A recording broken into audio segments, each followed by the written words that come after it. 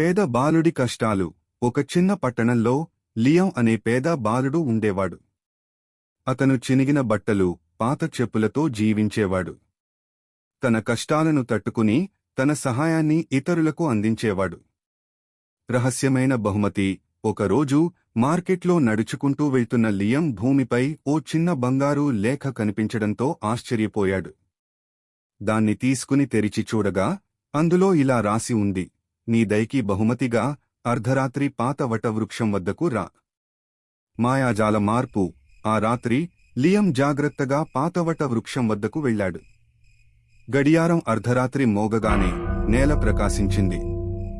మెరిసే రూపం ప్రత్యక్షమై, లియం, నీ మంచి మనసుకు ప్రతిఫలంగా నీ జీవితం మారిపోతుంది అని చెప్పింది. స్వర్ణకాంతి లియం చుట్టూ వ్యాపించి అతను మెరిసే బట్టలు ధరించి పాదాల వద్ద బంగారు నాణేలు కనిపించాయి. కొత్త జీవితం ప్రారంభం. మరుసటి ఉదయం లియం కళ్ళు తెరిచినప్పుడు అతను ఓ మహారాణులాంటి కోటలో ఉన్నాడు. సేవకులు సంతోషంగా అతన్ని ఆహ్వానించగా ముందున్న భోజన పట్టిక రకరకాల వంటకాలతో నిండిపోయింది.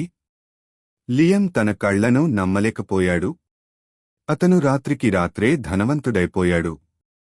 సంపదను పంచుకోవడం. ధనవంతుడైనప్పటికీ లియం తన పేద పరిస్థితిని ఎప్పుడూ మర్చిపోలేదు.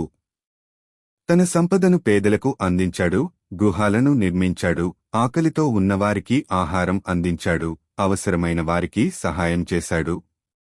అతని ఉదారత అతన్ని బంగారంతో కాకుండా హృదయపూర్వక ప్రేమతో ధనవంతుణ్ణి చేసింది.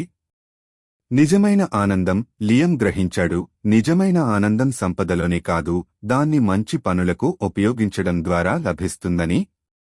ప్రేమ, కృతజ్ఞతల మధ్య అతను సంతోషంగా జీవించాడు.